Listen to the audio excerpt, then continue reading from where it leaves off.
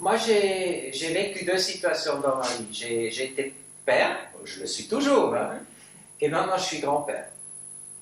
Et depuis que je suis grand-père, ce qui est assez récent, c'est même pas encore une année, j'ai une envie de transmettre certaines choses. Et dès le début, je me suis dit, chouette, je peux lui transmettre des choses différemment à mes enfants. Parce que le rôle de papy est un autre rôle que de père. On n'a pas la responsabilité d'une certaine manière. Alors, je pense à la transmission du père aux enfants ou du grand-père aux enfants. Toi, tu as un fils de 10 ans. 10 ans. Voilà. Qu'est-ce que tu transmets, ou vous, comme parents, vous transmettez à votre fils? Et j'aimerais bien après ajouter une deuxième question. Est-ce qu'il y a aussi une transmission de l'autre, dans l'autre direction? Étant donné que son cerveau fonctionne peut-être encore mieux que le vôtre. Ce qui est le plus important pour moi de transmettre à Tom, c'est la possibilité, la liberté de faire ce qu'on a envie, d'être ce qu'on a envie de faire. Encore une fois, on revient à ce conditionnement de la société dont on parlait tout à l'heure. Choisir. La liberté, le choix. Je pense que je donne l'exemple en reprenant des études à 40 ans, en changeant de travail.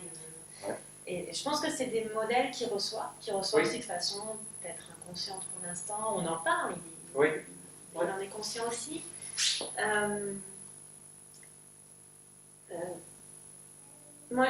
Pour moi, c'est ça qui est important de transmettre.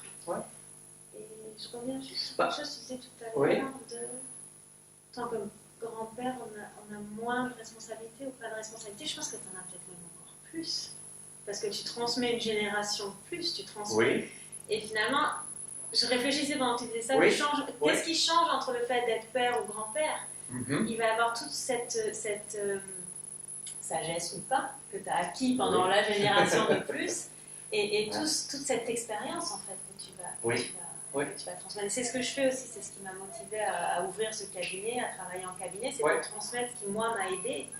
Absolument. Donc c'est pareil, et puis en étant grand-père, tu as encore plus de choses qui t'ont aidé, parce que tu as vu encore plus de choses et ouvert les yeux sur plus de choses. Et je suis aussi dans une autre phase de vie, quelque part. Donc voilà, mais ce serait surtout cette notion de choix, de liberté, et puis on en parlait récemment, de penser hors de la boîte. Absolument. Pourquoi justement, pourquoi on doit suivre un modèle, pourquoi on doit faire comme on attend nous, et puis de toute façon, qu'est-ce qu'elle attend de nous, la société, qu'est-ce que la vie attend de nous. Et pour continuer juste pour les enfants, pour ce qui est d'important de leur apporter aussi, c'est encore une fois, je reviens sur les mêmes choses avec lesquelles on a commencé, être à l'écoute de soi. Qu'est-ce qui me plaît? Qu'est-ce qui me plaît vraiment? C'est dur de choisir très jeune quelles études on veut faire, si on veut en faire et lesquelles. C'est juste. Qu'est-ce qui me plaît? Qu'est-ce qui me fait vibrer? Qu'est-ce qui me fait vibrer, ce serait le mot. Qu'est-ce qui me fait rayonner? Mais tu as dit quelque chose tout à l'heure qui parle de l'exemple. Et je crois que tu donnes l'exemple de quelqu'un qui choisit ce qu'elle fait dans sa vie. Qu'est-ce qui se passe si l'enfant sent qu'il a des parents qui subissent la vie? C'est comme ça, on doit faire ça, on n'a pas de choix. Soit il va suivre ce modèle-là, et il ne sortira pas de la boîte, soit il va, et ce que je lui souhaite, avoir une rencontre magnifique qui va lui montrer qu'on peut faire autre chose. Ok, là on a beaucoup parlé de ce que nous transmettons à les générations après nous. Alors, qu'apprenons-nous des générations après nous, de nos enfants, de nos petits-enfants? Alors non, on se répète à dire en tant que couple et que parents que c'est notre fils qui nous a fait parents. C'est lui qui nous a fait grandir en tant que parents. On l'a fait grandir, on l'a élevé, on l'élève. Mais c'est lui qui nous fait grandir aussi. C'est une symbiose, en fait. C'est le bon mot. On apprend aussi de lui, on apprend de c'est une collaboration. Tout à fait. Et là aussi, prendre le temps d'observer les enfants. Bon, moi qui suis fascinée par la neuroscience, de voir comment le cerveau se développe, comment ils apprennent, à quelle vitesse ils apprennent, à quelle vitesse ils retiennent, avec quelle malléabilité ils reçoivent les choses, et puis ils sélectionnent aussi ce qui les intéresse, ce qui les intéresse pas. C'est magnifique, c'est juste encore une fois un modèle de finalement comment notre cerveau devrait fonctionner. Alors on parlait je disais tout à l'heure qu'il n'y avait pas de manuel d'utilisation, mais peut-être qu'en jetant un coup d'œil comme ça, intéressé et curieux vers un enfant, ben, on retrouve ce manuel. Alors, quand j'observe ma petite fille à 3 mois, à 6 mois, à 9 mois, moi j'ai l'impression que ça travaille à 300 à l'heure. Et il y a tellement de choses je peux comprendre qu'ils ont besoin de dormir à un moment dans la journée, ça doit être fatigant. Oui, tu vois les yeux qui brillent quand ils comprennent absolument. Qu'ils saisissent une information et tout, c'est magnifique.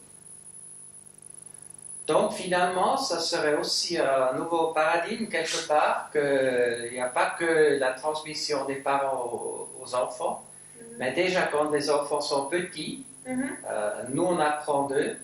Moi je l'ai. Et on réapprend de nous. Oui. Moi, je l'ai vu plus clairement de mon fils, mais quand il avait déjà 25 ans, il m'a aussi appris des choses. Ouais. Mais ça veut donc dire que c'est déjà. Et quand on a, je pense, cette ouverture d'esprit de dire que c'est une communication dans les deux sens, pareil quand on est enseignant, quand on enseigne, quand on va enseigner en disant, en se plaçant déjà en supériorité, je vais vous enseigner quelque chose,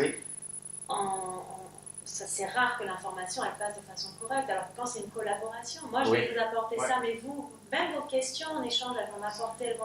Là, c'est une collaboration, il n'y a pas de hiérarchisation. Et je pense que dans l'éducation, ce serait ça. Il y a beaucoup de mouvements maintenant très proches du yoga qui s'appellent le conscious parenting. Comment on éduque en pleine conscience. C'est pareil, je pense que c'est pareil. Cette communication a deux sens aussi. Ça voudrait peut-être aussi dire, même dans la formation, c'est un réapprentissage. Les choses sont déjà là. Donc, un formateur, ce n'est pas celui qui transmet, c'est plutôt celui qui permet, qui accompagne. Okay.